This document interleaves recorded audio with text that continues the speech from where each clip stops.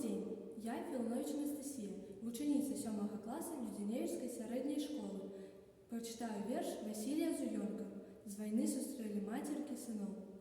З вайны сустрэлі мацеркі сыноў і выглядалі, радзілі нявестак, а сын яе дадому не прыйшоў. Прыйшло каротка, прапаў без вестак.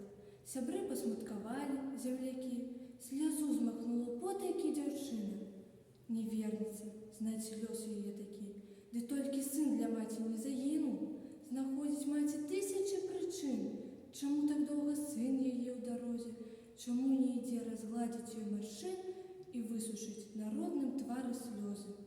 Яна між рэчаў самых дарагіх кашулі сына бережна хавае. Святочным днём падоўгу, калі іх стаіць, гамоніць з імі, плача і ўздыхае. І ёй успамінаецца тады, як сын казаў: «Вярнуся, не загіну, чакай мяне, чакай!» Ідуць гады, і кожны дзень чакае маці сына.